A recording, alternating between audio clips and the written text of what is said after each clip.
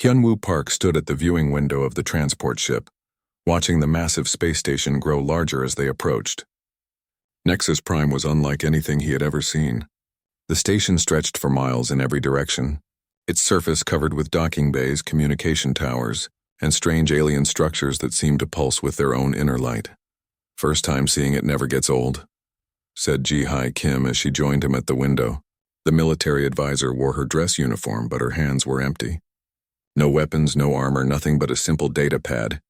"Hard to believe we're actually doing this." Hyunwoo nodded slowly. After 50 years of watching from the shadows, humanity was finally ready to join the Galactic Council. They had studied every species, learned their languages, understood their customs. Earth's best scientists, diplomats, and cultural experts had spent decades preparing for this moment. "Are you nervous?" asked Taemin Lee, the xenobiologist. He was young for such an important mission, but his understanding of alien biology was second to none. "Nervous? No," Hyunwoo replied. "Excited, yes. We've been waiting for this chance for so long." So Young Choi looked up from her translator device. As the cultural liaison, she had memorized the greeting customs of 43 different species. "The docking request has been approved. We'll be entering the council chambers in 1 hour." The transport ship shuddered slightly as it locked into the docking bay. Through the speakers, an alien voice spoke in perfect English. "Welcome to Nexus Prime.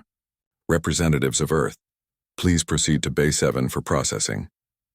As they gathered their belongings, Hyunwoo noticed something interesting.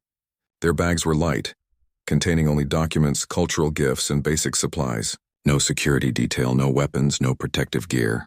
Just 4 humans with briefcases and hope. The docking bay was enormous. Species from across the galaxy moved through the area, some floating, others walking on multiple legs, and a few that seemed to shift between solid and liquid forms. What struck Hyunwoo immediately was that every single one of them carried weapons. A tall, insect-like creature approached them. Its translator clicked and buzzed before producing words. "I am Doc Master Crix. You are the humans, yes? Please follow me. The council awaits." As they walked through the corridors, Ji-Hai whispered to Hyunwoo, "Have you noticed? Everyone's armed." It was true. The spider-like beings had energy weapons built into their limbs. The floating jellyfish creatures had what looked like plasma cannons hanging beneath them. Even the small furry species that barely reached their waist carried blades that glowed with some kind of energy. "Cultural difference," So Young murmured. "We knew some species valued military tradition, but this seemed like more than tradition." Every single being they passed was armed for war, not ceremony. The council chambers were breathtaking. The room was shaped like a massive bowl, with seating areas carved into the walls at different levels. Each section was designed for different types of aliens, some filled with water, others with different atmospheric conditions, and some that seemed to exist in multiple dimensions at once. At the center of the room stood a raised platform where a tall, elegant being waited. Its skin was silver and seemed to shimmer like liquid metal. This had to be Council Prime Veltar of the Andromedans. "Greetings, representatives of Earth," Veltar's voice echoed through the chamber. "I am Council Prime Veltar. We welcome humanity to these halls." Hundreds of eyes, sensors, and other alien organs turned toward them. The attention was overwhelming, but Hyunwoo kept his composure. This was the moment they had trained for. "Thank you, Council Prime," Hyunwoo replied, his voice steady. "We are honored to be here, and grateful for this opportunity to join the galactic community." A rumbling sound filled the chamber. It took Hyunwoo a moment to realize it was laughter. Alien laughter, but laughter nonetheless. Veltar raised what might have been a hand. "Before we proceed, there is a matter we must address. You have come to us unarmed." "That is correct," Hyunwoo said. "On Earth, diplomacy is conducted peacefully. We believe that weapons have no place in halls of discussion and debate." The laughter grew louder. A massive creature with what looked like cannons built into its arms stood up. "I am War Chief Grixmol of the Corvan Empire. Are you saying you came to a council of warriors without the means to defend yourselves?" "We came as diplomats," Ji-Hai said calmly. "We seek understanding, not conflict." An alien that looked like living crystal chimed like bells when it spoke. "How can you speak as equals if you cannot defend your words with strength?" Veltar gestured for quiet. "There is an ancient law in these halls. All species must bear arms when they speak, for only those who can defend themselves may be considered worthy of respect. It ensures honest discourse. Hyunwoo felt his heart sink, but he kept his expression neutral. We were not aware of this requirement. On Earth, we have found that the best discussions happen when all parties feel safe. Safe? A floating creature that looked like a jellyfish made of light pulsed brighter. Safety is earned through strength. How can we trust the words of those who cannot back them with force? Taemin stepped forward. Perhaps we could learn more about this custom? We are new here and want to understand your ways. Beltar seemed to consider this. The chamber fell silent as the Council Prime thought. Finally he spoke. You are new to our ways, this is true. We will grant you a probationary period. 3 months to prove that your species deserves a voice in this council. And if we cannot prove ourselves, So Young asked, then you will be asked to leave and not return until you understand the nature of strength.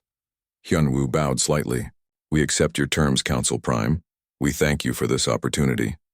As they were escorted to their temporary quarters, Jihai shook her head. This is not what we expected. No, Hyunwoo agreed. But we adapt. That's what humans do best. Taemin was already taking notes on his datapad. Did you see their weapons? Some of them are biological. Others are technological. And that War Chief Grixmol, his species is definitely predatory, but the way he holds himself suggests he's compensating for something. What do you mean? So Young asked. I'll need to study the recordings, but his body language suggests insecurity masked as aggression. Very interesting. In their quarters, the 4 humans sat around a small table. Through the window, they could see the stars and the endless expanse of space. So, Jihai said, we have 3 months to prove we belong in a council that values weapons above all else. Any ideas? Hyunwoo smiled for the first time since they had arrived. Actually, yes. We're going to do what humans do best, which is, we're going to show them that there are different kinds of strength. And sometimes the most powerful weapon is the one no one can see. The 4 humans began to plan, unaware that their arrival had already started to change everything in ways the galaxy was not prepared for. 3 months had passed since the humans arrived at Nexus Prime. Every day, Hyunwoo Park watched and learned how the Galactic Council worked. He saw that weapons were not just decorations. They were symbols of power, and power was the only language most species understood here.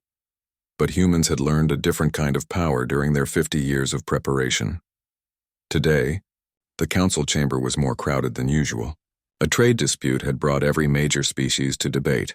The argument was about the Zeta sector, a region rich with rare metals that many species wanted to control. War Chief Grixmol stood at the center of the chamber. His massive body cast long shadows across the floor. His weapons gleamed under the bright lights as he spoke with a voice that echoed through the room. The Corvan Empire has the strongest military in this sector, he declared. We have won many battles. We have earned the right to these resources through our strength and our victories. Many species around the chamber made sounds of agreement. In galactic politics, military strength usually decided who got what. The weak served the strong, and everyone accepted this as the way things worked. Hyunwoo raised his hand slowly. Council Prime, may humanity speak on this matter? Veltar looked surprised. The silver-skinned leader had not expected the humans to enter such a dangerous debate. You wish to speak about this dispute, but you have no claim to the Zeta sector. No, we do not. But we have something to say about what is fair and right. Grixmol turned toward the human delegation. His 4 eyes glowed with what looked like amusement. The defenseless humans wish to speak? How interesting. Tell us, little creatures, what do you know about real strength? The chamber filled with alien laughter. Weapons rattled, energy fields crackled, and glowing displays flashed in patterns that clearly meant mockery. Every species present seemed to find the idea of humans giving advice about power to be very funny. Hyunwoo stood up slowly. His hands were empty, his posture was calm, and his voice was steady. War Chief Grixmol, may I ask you something? Speak quickly. You are boring me. How many battles has the Corvan Empire actually won in the last 10 years? Grixmol straightened with obvious pride. His chest expanded and his weapons hummed with energy. We have won every battle we have fought. We are the greatest warriors in the galaxy. Jihye Kim stood up beside Hyunwoo. She held only a simple datapad in her hands. According to the official galactic military records, the Corvan Empire has fought 17 major battles in the last 10 years. You won 9 of them. You lost 8. The chamber became completely silent. Every alien present stopped making noise and stared at the humans. Grixmol's weapons began to glow brighter, a clear sign of anger. "You dare question our military record?" he growled. "We are not questioning anything," Jihai continued, her voice remaining calm and even. "We are simply stating facts that are available in public records. The Battle of Rigel 7. You lost 4 warships and had to retreat. The Siege of Station Omega. You were forced to withdraw after only 3 days. The defense of Corvin Prime itself. You needed help from 3 different allied fleets to drive off the attackers." Taemin Lee stepped forward with his own datapad. "But the most interesting information is not about your military record, War Chief. It is about your species' biological development over millions of years." The young scientist looked directly at Grixmol as he spoke. "According to detailed biological scans that are part of Council membership records, Corvins have many physical features that are typical of prey species, not predator species." "What are you saying?" Grixmol's voice was dangerous now. "Your hearing is enhanced for detecting threats from multiple directions. Your eyes are positioned on the sides of your head to give you a wide field of vision, perfect for watching for predators. Your stress response system releases specific chemicals that are designed to help you run away quickly when you sense danger. These are not the biological features of a species that evolved as hunters. These are the features of a species that evolved being hunted." The chamber was so quiet that the only sound was the humming of various alien technologies. Every being present stared first at the humans, then at Grixmol, waiting to see what would happen next. "You are calling us prey animals?" Grixmol snarled. "I am describing what the scientific evidence shows," Taemin replied without changing his calm tone. "Your species developed being hunted by other creatures. The weapons, the aggressive behavior, the constant need to appear strong and dangerous. These are not the natural behaviors of predators. These are the behaviors of prey animals who are trying very hard to convince everyone else that they are dangerous." Grixmol raised his weapons and pointed them directly at Taemin. Energy began to build in the weapon systems, creating a high-pitched whining sound. "I will show you exactly how dangerous we are." "Will you?" Hyunwoo asked quietly. "Here? In the council chambers? In front of the Council Prime and all these witnesses? Will you prove our point by breaking council law and attacking unarmed diplomats who have done nothing but tell the truth?" The war chief froze. His weapon stayed pointed at the humans, but he could not fire them. Everyone in the chamber knew the law. No violence was permitted in these halls. If he attacked now, his entire species would be banned from the council forever. So Young Choi spoke for the first time since the debate had begun. "War Chief, you came here today demanding the Zeta sector because you claim to be strong. But you cannot even control your own temper in a simple conversation. How can anyone trust you to control an entire star system with its millions of inhabitants? The Quillen Medical Consortium needs those mining rights to extract metals for life-saving medical equipment," Hyunwoo added. "They are not asking for weapons or territory or power. They want to use these resources to build machines that will save the lives of sick children across the galaxy. Is taking medicine away from dying children really the action of a great and honorable warrior?" The chamber waited in complete silence. Slowly, very slowly, Grixmol's weapons began to power down. The energy faded, the humming stopped, and the war chief lowered his arms. Around the room, representatives from other species began to whisper among themselves. The humans had not raised their voices. They had not made any threats. They had not shown any weapons at all, but somehow they had completely defeated the most feared military leader in the galaxy. "The council will now vote," Veltar announced. "All who support granting the Zeta sector mining rights to the Quillen Medical Consortium, please indicate." One by one, hands, tentacles, energy fields, and other alien appendages rose around the chamber. Even some of the Corvin Empire's closest allies voted against them. The final count was overwhelming. 41 species in favor, only 2 opposed. Grixmol stared at the humans with an expression that might have been respect. "How did you do that? What weapon did you use against us?" "We used no weapon," Hyunwoo said simply. "We told the truth. Sometimes truth is the most powerful force in the universe." As the council session ended and species began to leave the chamber, something interesting happened. Instead of avoiding the humans as they had for 3 months, several alien delegations approached them. They asked questions about Earth, about human society, about how humans resolved conflicts without weapons. For the first time since arriving at Nexus Prime, the humans found themselves surrounded by beings who seemed genuinely curious about their way of life, rather than amused by their apparent weakness. That was incredible, So Young whispered as they walked back to their quarters. Did you see how they reacted when Tai Min explained Corvin evolutionary biology? I actually felt sorry for Grixmol, Tai Min admitted. His entire culture is built around trying to appear strong because deep down, his species knows they were once prey animals. That must be a terrible burden to carry. That is exactly why our approach worked, Hyunwoo explained. Every species in this council has secrets, fears, and insecurities. They hide these things behind weapons and aggressive behavior, but we can see past the weapons to who they really are underneath. Is that going to be our strategy from now on? Jihai asked. Do we expose everyone's psychological weaknesses? Hyunwoo shook his head firmly. No. Our strategy is to help them face their fears instead of hiding from them. The Corvins are not weak because they evolved as prey animals. They are actually very strong because they survived millions of years of being hunted and still managed to build a great civilization. That shows real courage and determination.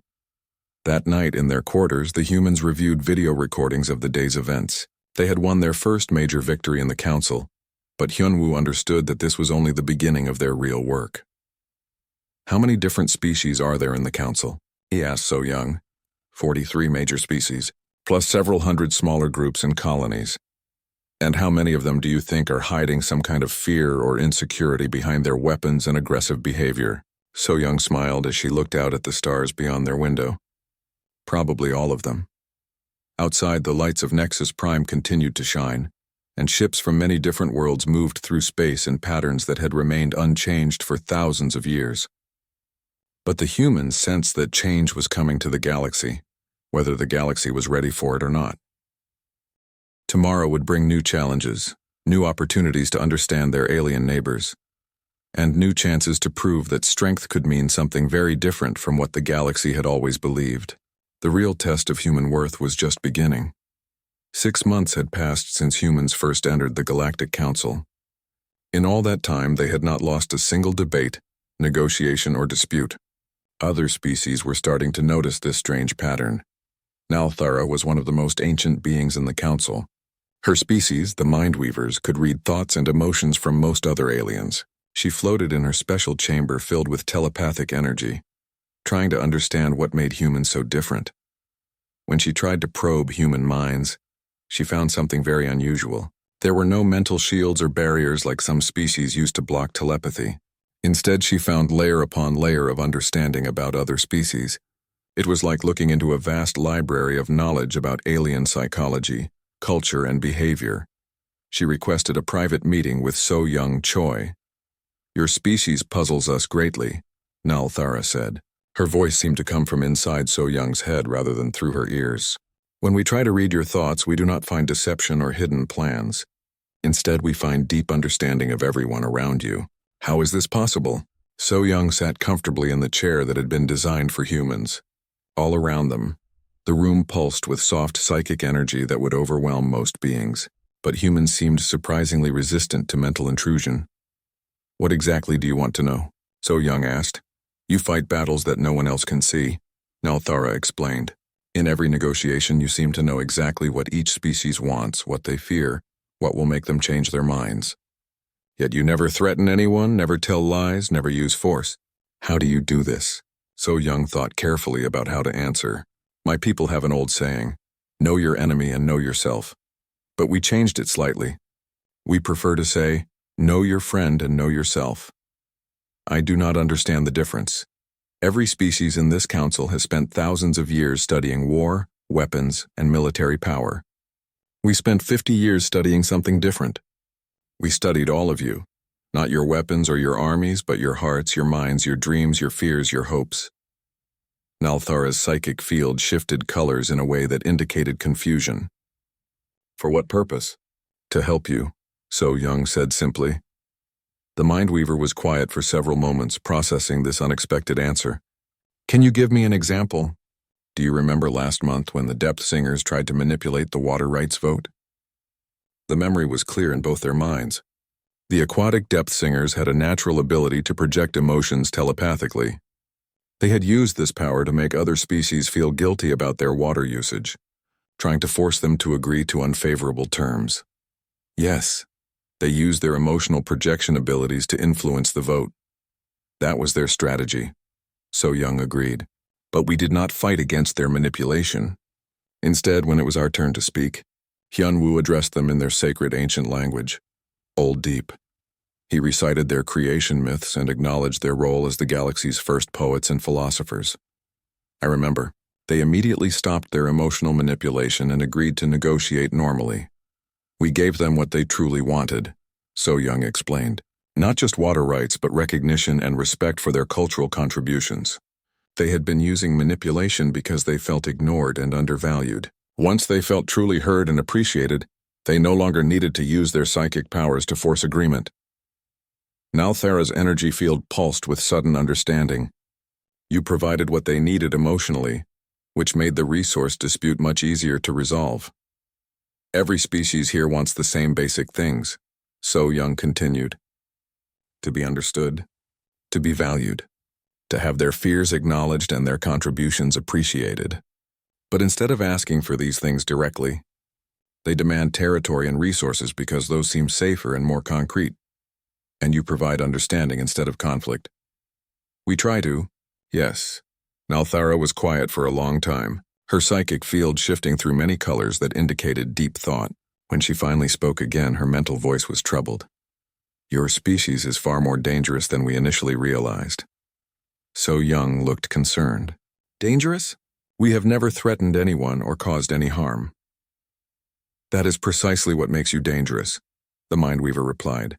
You wage war in the realm of hearts and minds. You make others want to agree with you, want to trust you, want to become better versions of themselves. This is a kind of power that goes far beyond any physical weapon. Is that wrong? Perhaps not wrong, but it is terrifying to those of us who have built our entire civilization on more direct and obvious forms of power. That evening, Hyunwoo met with his team in their quarters. So Young reported her conversation with Nalthara, while Ji-Hai reviewed intelligence reports from their daily activities. 17 more species have approached us for private consultations this week, Ji-Hai reported. The Quantum Collective wants help resolving their internal civil war. The hive minds are asking for advice about individual rights versus collective needs. Even the Silicon collectives want to understand biological emotions better. Taemin looked up from his biological research studies. We are changing them. Not forcing change, but somehow inspiring it. Is this what we intended when we came here? Hyunwoo walked to their window and looked out at the stars. Ships from dozens of different species moved through space in patterns that were becoming more cooperative and less competitive than when they had first arrived. I am not sure what we intended anymore, he said quietly. We came here to join the galactic community as equals. But maybe we came to heal something that was broken instead. Heal what? So Young asked. Fear, Hyunwoo replied. Look at this place. Every species carries weapons because they are afraid of every other species. They make alliances based on mutual threats, not mutual benefits. They solve problems through shows of strength because they do not know how to solve them through understanding and cooperation. And we know how. We are learning. Every day we understand more about what it really means to live together peacefully. Ji-Hai pulled up a galactic statistical report on her datapad. According to these official records, interspecies conflicts are down 18% since we arrived 6 months ago. Trade agreements between former enemies are up 23%. And for the first time in recorded council history, 3 separate pairs of species have asked to establish cultural exchange programs instead of signing military mutual defense pacts. The galaxy is changing, Taemin observed. But are we actively changing it, or is it changing itself naturally? Maybe both, Hyunwoo replied thoughtfully. Maybe the galaxy was ready for change and all it needed was someone to show that a different way was possible. But what if some species do not want to change? So Young asked. What if they prefer the old ways of competition and conflict? Then that is their choice to make, Hyunwoo said. We cannot force anyone to become something they do not want to become. We can only offer examples and alternatives. As they talked, they watched through their window as something remarkable happened. A medical ship from the peaceful Quillen fleet docked with a military vessel from the warlike Corvin Empire. The 2 species, who had been bitter enemies for centuries, were now working together on a joint research project to develop new medical treatments for battlefield injuries. 6 months ago, that would have been impossible, Ji-Hai observed. 6 months ago, both species were too afraid of each other to even consider cooperation, Tai-Min added. And now they are discovering that they have more in common than they thought, So-Young said. The Corvins need medical technology because their warrior culture means they have many injuries. The Quillins need protection for their medical facilities because they are often targets during conflicts. Working together serves both their needs. Hyunwoo nodded slowly. That is how real change happens. Not through force or manipulation, but through helping others see opportunities they had not noticed before. Outside their window, more ships arrived and departed from Nexus Prime. But the patterns were different now. Species that had never cooperated before were forming new partnerships. Trade routes were opening between former enemies. Cultural exchange programs were replacing military exercises. The humans watched these changes with a mixture of pride and concern. They were making a difference, but they were also discovering that their influence was more powerful than they had realized. With great power came great responsibility, and they were only beginning to understand what that responsibility might require of them. Tomorrow would bring new challenges and new opportunities to help their galactic neighbors find better ways to work together. But tonight, they could see that their dream of a more peaceful galaxy was slowly becoming reality. The question was whether the galaxy was ready for the changes that were coming, and whether humanity was ready for the role they seemed destined to play in shaping the future of galactic civilization. 1 year after humanity first arrived at Nexus Prime, the galaxy faced its worst crisis in over 1,000 years. Long-distance sensors had detected something terrifying approaching from the space between galaxies, the Void Swarm. The emergency council session was unlike anything the humans had ever witnessed. Every species was represented by their top military leaders. Weapons were fully charged and ready. The air in the chamber crackled with tension and barely controlled fear. Council Prime Veltar stood at the center of the chamber, his silver form reflecting the anxiety that filled the room like a living thing. The Void Swarm will reach our outer colonies in 6 months, he announced. We must decide immediately how to defend ourselves and our civilization. War Chief Grixmal was the first to speak, his voice booming across the chamber. The Corvin Empire offers our entire battle fleet for this fight. We recommend a direct military assault on their advance forces while they are still in deep space. The crystalline Nethri made their bell-like chiming sounds that indicated strong disagreement. That strategy is foolish and wasteful. We should fortify our home systems and wait for the invaders to exhaust themselves. Against our prepared defenses. Cowards, approach, growled the representative from the Predator clans. We should hunt these creatures in the dark spaces between stars before they can reach any inhabited worlds. The debate quickly became chaotic. Each species promoted their own military methods and strategic thinking. Old rivalries surfaced. Ancient grudges were remembered. Within 2 hours, the council was completely deadlocked with no hope of reaching agreement. Hyunwoo quietly raised his hand to request permission to speak. The humans wish to contribute to our defense planning? Veltar asked with surprise. What military forces can your species provide? We offer no military forces, Hyunwoo replied calmly, but we request permission to hold private consultations with each species leadership team. 1 hour per delegation, starting immediately. The chamber exploded with confused voices and agitated energy displays. Private meetings during a galactic military crisis seemed completely insane to most species present. What can you possibly accomplish in private conversations that we cannot achieve here in open debate? Demanded Grixmal. Understanding, Hyunwoo said with simple certainty. It was an unprecedented request that violated many traditions of council procedure. But Veltar was desperate. The crisis demanded unity, and unity seemed impossible with so many conflicting opinions and strategies. Very well, the Council Prime decided. 1 hour per delegation. Begin immediately and continue until all species have been consulted. What followed was the most intense diplomatic marathon in recorded galactic history. The human team divided the work among themselves, with each person taking responsibility for multiple species consultations. They worked continuously through day and night without rest. Ji-Hee Kim met with the Corvin Empire delegation, but she did not discuss military tactics or weapon capabilities. Instead, she talked about their deep-seated fear of being perceived as weak, and their desperate need to prove themselves worthy of respect after centuries of being mocked for their prey species origins. She showed them how their overly aggressive military approaches often made other species less willing to trust them during crucial alliance negotiations. She helped them understand that true strength sometimes meant protecting others rather than conquering them. Taemin Lee worked with the defensive-minded Nethri, exploring their traumatic cultural memories of ancient invasions that had nearly destroyed their entire civilization. He helped them see that their fortress mentality, while providing security, also isolated them from potential allies who could make their defenses much stronger. So young Choi spent time with the individualistic predator clans, discussing their cultural values of personal honor and individual achievement.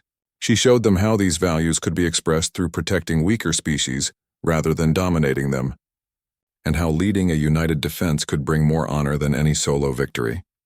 Hyunwoo took the most difficult consultations. The ancient species whose pride ran deeper than oceans. The hive-mind collectives whose shared consciousness made individual decision-making nearly impossible. And the energy beings whose very existence was so alien that most other species could barely communicate with them.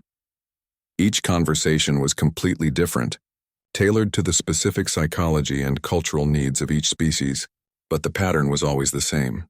The humans did not argue or debate military strategy. They listened carefully. They understood deeply. They helped each species see how their own natural strengths and cultural values could contribute to a unified defense plan that served everyone's needs. By the evening of the second day, something that seemed miraculous had occurred. Every single species had agreed to participate in a single, coordinated battle strategy. The aggressive species would form the advanced strike forces to meet the enemy in deep space. The defensive species would establish protected supply lines and evacuation routes for civilian populations.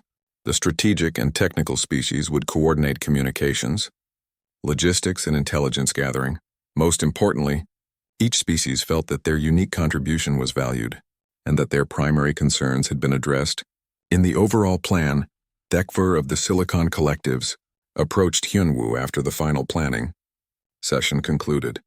This outcome seems impossible according to our logical analysis models. How did you accomplish this level of cooperation? Our computers cannot identify the manipulation techniques you used. We did not use any manipulation techniques, Hyunwoo replied honestly. We simply helped each species understand how their individual strengths could work together instead of competing against each other. But the psychological pressure points you must have exploited. We did not exploit any psychological weaknesses.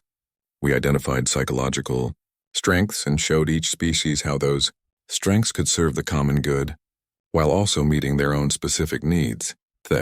Far's mechanical form buzzed with electronic confusion. Then what weapon did you use to change their minds? Empathy, Hyunwoo said simply.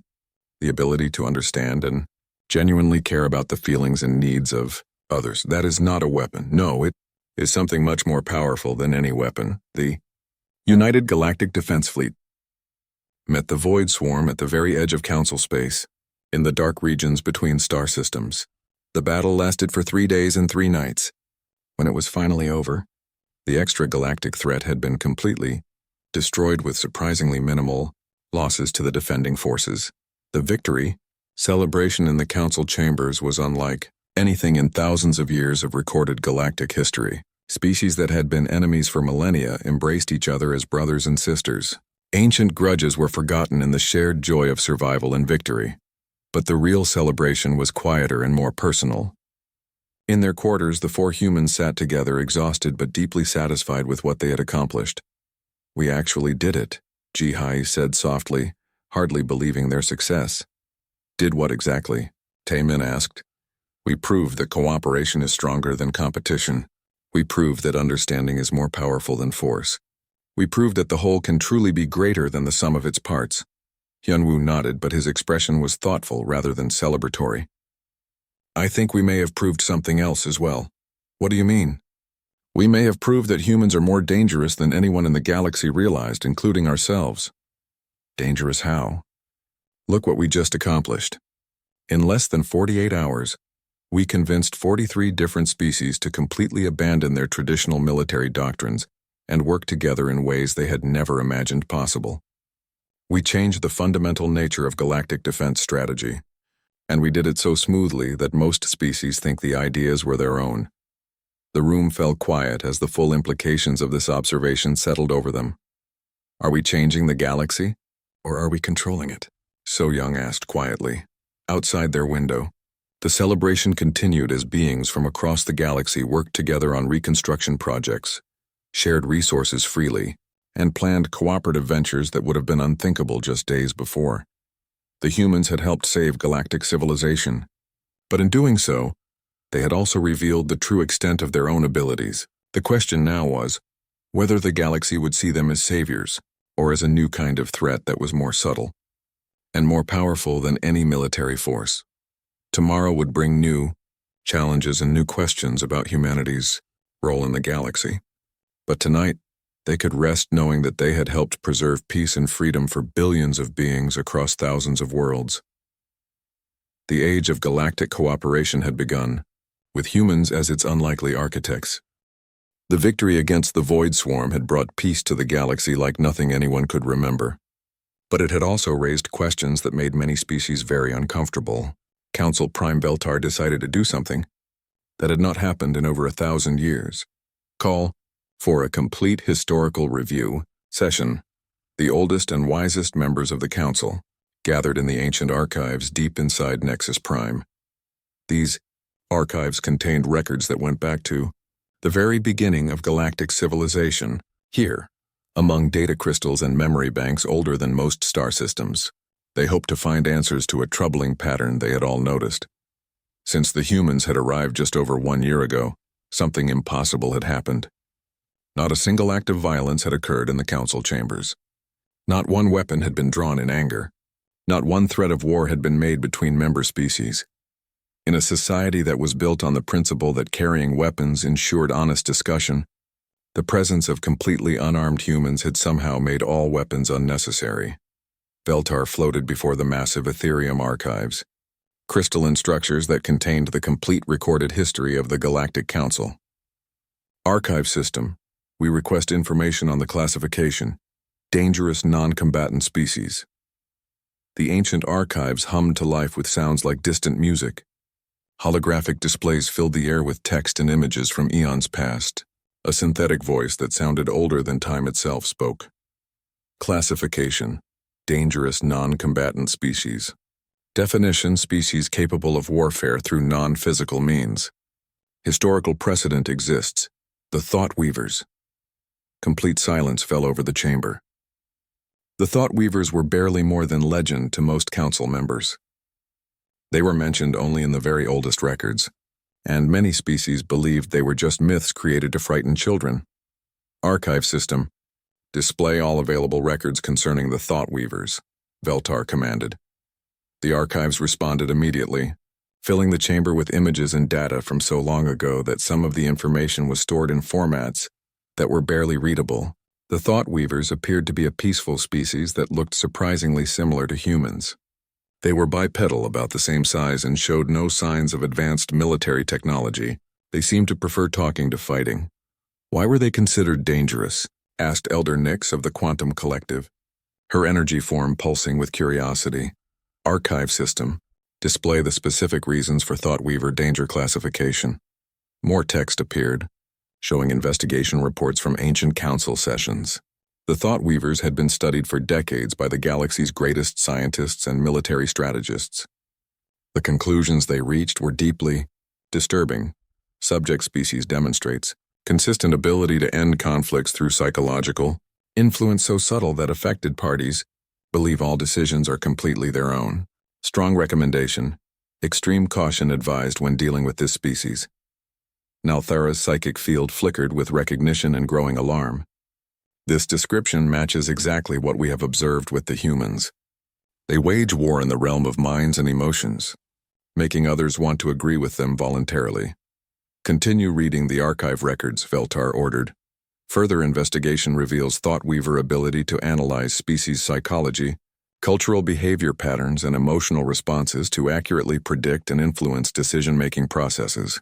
Test subjects consistently report feeling understood and valued after contact with Thought Weavers, leading to voluntary behavioral modifications. Elder Korth of the Depth Singers made a sound like rushing water mixed with wind chimes, their species equivalent of a gasp of shock. They made other species become better versions of themselves. This is exactly what the humans have been doing to all of us. Archive system. What was the final disposition of the Thoughtweaver species? The Thoughtweaver civilization was declared a galactic-level security threat due to their ability to influence other species without detection or consent. Official council ruling from 7847, standard years ago. Entire species banned from council participation and forcibly relocated to uninhabited star systems beyond the galactic rim. The chamber erupted in confused voices, agitated energy displays, and various alien expressions of shock and disbelief. The implications were staggering and terrifying. If humans were similar to the ancient Thoughtweavers, then they possessed abilities that had once been considered too dangerous for galactic society to tolerate. But wait, said Thekvar of the Silicon Collectives, his mechanical voice cutting through the noise. Archive system. Why were the Thoughtweavers considered dangerous if they only helped other species improve themselves? Historical council records indicate primary fear that Thoughtweavers could reshape galactic civilization without obtaining consent from affected parties. The ability to change others through understanding rather than through force was deemed a fundamental threat to species autonomy and free will. Veltar processed this information with growing concern and confusion. Archive system. Provide detailed physical descriptions and cultural behavior patterns of the Thoughtweaver species. The holographic displays showed images that made several council members recoil in shock and recognition. The Thoughtweavers were indeed remarkably similar to humans in size, appearance, and basic body structure. Their social organization patterns and technological development levels were almost identical. The physical similarities are striking, observed Elder Nix, but that could simply be evolutionary coincidence. Archive system. Display recorded Thoughtweaver behavioral patterns in diplomatic and negotiation settings. The list that appeared was like reading a detailed description of typical human diplomatic behavior. Strong preference for private consultation over public debate. Extensive preparation through cultural research and psychological study. Consistent use of psychological insight rather than threats or bribes. Remarkable ability to find acceptable compromises between opposing parties. And a consistent tendency to make other species feel understood and respected, rather than defeated or humiliated. They are identical, Nalthara whispered, her psychic field pulsing with alarm and fear. The humans are either direct descendants of the exiled Thoughtweavers, or they evolved the exact same dangerous abilities through independent development. Veltar turned to address all the assembled elders and ancient council members. If this analysis is correct, then we face a terrible decision. The Thoughtweavers were exiled because our predecessors feared their power to change us, without our knowledge or consent. But the humans have already changed us, made us more peaceful, more cooperative, more willing to work together for common goals. The question we must answer is whether this change is beneficial or harmful. Does the intent matter? Asked Elder Korth. We cannot exile humanity now. They have already proven their value by helping us defeat the Void Swarm. Without their diplomatic intervention to unite our forces, we would have failed completely. But what if that was their plan from the very beginning? Thekvar suggested, his electronic systems buzzing with suspicion. What if they somehow orchestrated the entire crisis to make themselves appear indispensable to galactic survival? That seems impossible, said Elder Nix. The Void Swarm came from outside our galaxy entirely. No species could have controlled or predicted that threat. Could they not? Veltar asked quietly. We still know almost nothing about what humans are truly capable of accomplishing. The debate continued through the night, but no clear conclusions could be reached. The ancient records raised far more questions than they answered. Were humans naturally gifted diplomats who had developed their abilities through normal evolution? Or did they possess powers that bordered on mind control? Were they helping the galaxy grow and improve? Or were they subtly conquering it through manipulation disguised as kindness? As the first light of Nexus Prime's artificial dawn began to shine through the archive chamber windows, only one thing was completely certain. The galaxy's relationship with humanity would never be the same again. The question that remained was whether that change represented salvation or the beginning of a new kind of domination. Elder Nix made the final observation. that would haunt everyone present. Perhaps the most frightening thing about the humans is not what they have done to us, but how much we have come to depend on them to solve our problems and guide our decisions. In their quarters across the station, completely unaware of the debates raging in the archives, the human delegation slept peacefully. They dreamed of a galaxy where understanding had replaced fear, where cooperation had conquered conflict, and where different species worked together as one great family. But when they woke up, they would face questions that would challenge everything they believed about themselves, their mission, and their place in the universe. The galaxy was about to demand answers that humanity might not be prepared to give. The morning brought a summons that the human delegation had not expected. Council Prime Veltar requested their immediate presence in the Grand Chamber, not for a regular session, but for what the translation system called a species evaluation proceeding. Hyunwoo Park led his team through corridors that seemed different somehow.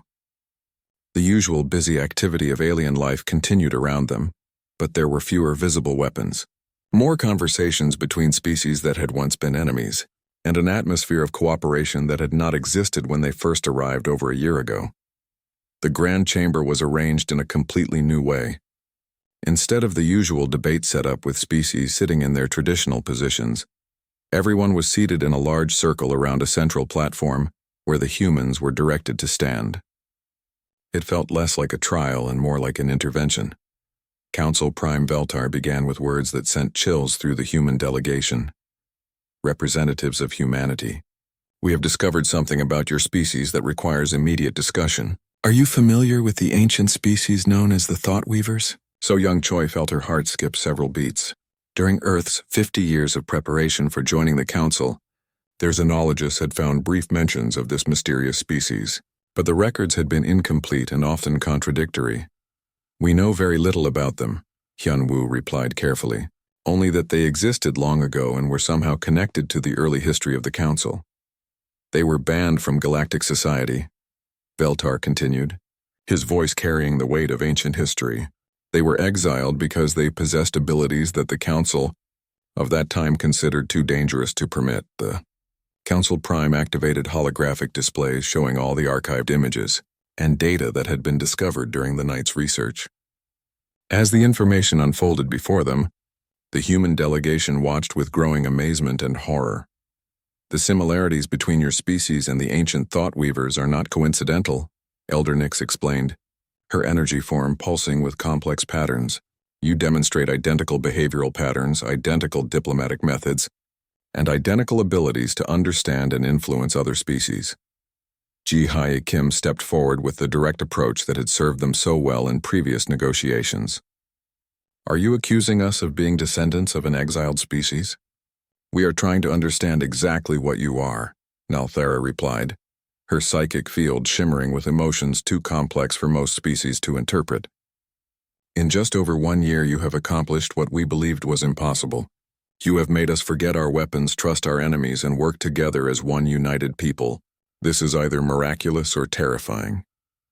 Taemin Lee looked at the displayed historical information with the analytical mind of a scientist. If humans and Thought Weavers developed similar abilities independently, it might indicate that this type of social and psychological evolution is a natural progression for intelligent species who survive long enough. Or it might mean you are the same species, returned to finish what your ancestors began, growled War Chief Grixmol, but his tone was different now, curious and respectful rather than aggressive and threatening. Hyunwoo studied the faces around the circle. 1 year ago, these beings had laughed at humanity's apparent weakness and defenselessness. Now they looked at his people with something that seemed like a mixture of awe, gratitude, and fear. What do you want from us? He asked quietly. The truth, Veltar replied simply. Are you consciously manipulating us? Do you have some master plan for galactic conquest through kindness and understanding? The question hung in the air like a weapon waiting to be fired. Everything that humanity had built during their time in the Council balanced on Hyunwoo's answer. No, he said with complete honesty. We have no master plan for conquest of any kind. Our only goal has been the one we stated when we first arrived, to join the galactic community and learn to live in peace and cooperation with our neighbors. Then how do you explain your remarkable abilities? Asked Thekvar, his mechanical systems humming with electronic curiosity. Yunwu looked at each of his teammates, then back at the assembled representatives of galactic civilization. We spent 50 years studying all of you. Not your military capabilities or your advanced technologies, but your cultures, your histories, your hopes and dreams and fears. We did this because we genuinely wanted to understand you, not because we wanted to conquer or control you. But why? Pressed Elder Korth, his watery voice rippling with confusion. What motivated such extensive and detailed study? So Young stepped forward to answer. Because on Earth we learned something very important through our own long and often painful history. The strongest and most successful societies are not the ones where everyone is afraid of everyone else. They are the ones where everyone understands and supports everyone else. You speak of weapons being unnecessary, Grixmol said thoughtfully. But you yourselves are weapons of a sort. You are weapons of the mind and heart that can change how others think and feel. Are we really weapons? Yunwu asked the question back to him. A weapon is something that is designed and intended to harm others. Everything we have done here has been intended to help others, help them feel understood, help them find common ground with their neighbors, help them work together more effectively for everyone's benefit. But you change us without asking our permission first, argued Nalthara.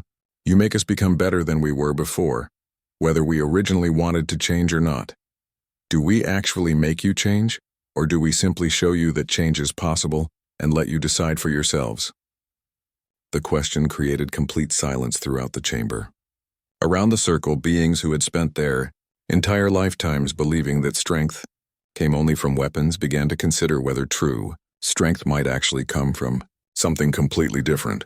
Veltar floated closer to the central platform. The ancient council feared the Thought Weavers because they believed that free choice was being taken away from other species. But you seem to expand choices rather than limit them. Every intelligent being has the fundamental right to choose whether to remain as they are or to grow and change, Hyunwoo said clearly. We cannot force anyone to become something different. We can only show them possibilities they might not have noticed before, and then let them decide for themselves what they want to do. And what if we choose not to change? Asked Elder Nyx. That is completely your right, Jihai replied firmly. But look around this chamber. Look at what has happened in the galaxy since we arrived. Are any of you truly unhappy with the changes you have chosen to make? The silence stretched for many long minutes. Finally, War Chief Grixmol spoke in a voice that was thoughtful rather than aggressive. I am not the same being I was 1 year ago. My people and my entire civilization are not the same. We are better than we were. We are stronger in ways I did not know that strength could exist. Similar murmurs began to arise from around the chamber. Species after species admitted quietly that they had changed since the humans arrived, that they had grown and improved, and that they had become more than they had been before. Then perhaps, Veltar said slowly, the real question is not whether humans are dangerous, but whether the danger they represent is worth the benefits they provide. There is another question we must address, Tekvar added. If humans truly possess abilities similar to the ancient Thought Weavers, should they be bound by the same legal restrictions as other species? Should they be required to carry weapons like everyone else? The chamber fell into thoughtful silence again as the full implications became clear. The law requiring all species to be armed was based on the ancient idea that only those who could defend themselves with force deserved respect and equal treatment. But what if there were forms of strength that made physical weapons completely obsolete?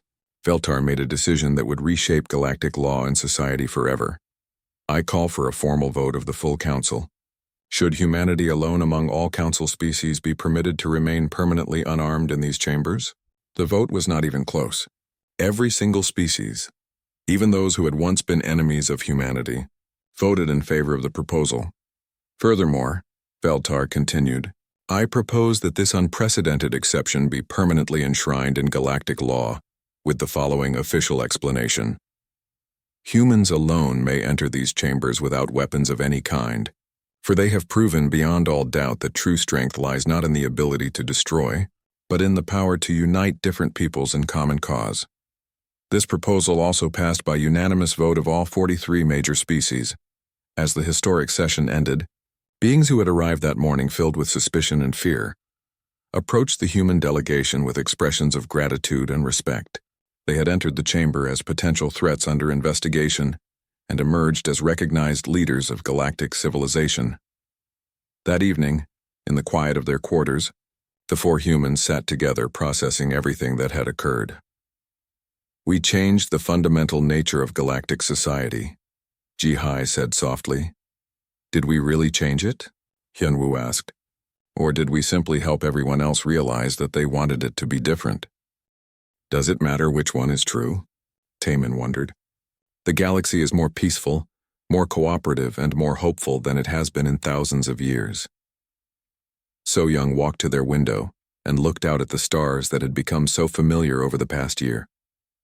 "I think we came here expecting to join something that already existed, but we ended up helping to create something entirely new instead." "What did we create?" Hyunwoo asked. "A place where understanding matters more than weapons, where cooperation is valued more highly than competition, and where the greatest power anyone can possess is the ability to help others become the best versions of themselves." Outside their window, ships from dozens of different species worked together on projects that would have been completely impossible just 1 year earlier. The galaxy had been fundamentally transformed, not through force or threats or manipulation, but through the simple and revolutionary idea that intelligent beings could choose to trust each other instead of fear each other. The age of weapons and conflict was finally ending. The age of wisdom and cooperation had begun, and at the center of this historic transformation, 4 humans without any weapons had proven that sometimes the most dangerous thing anyone can do is refuse to be dangerous at all. They had shown the galaxy that true strength came not from the power to destroy, but from the courage to understand, to forgive, and to help others become more than they ever thought possible. The future stretched before them, bright with infinite possibilities for a galaxy that had finally learned to work together as one great family among the stars.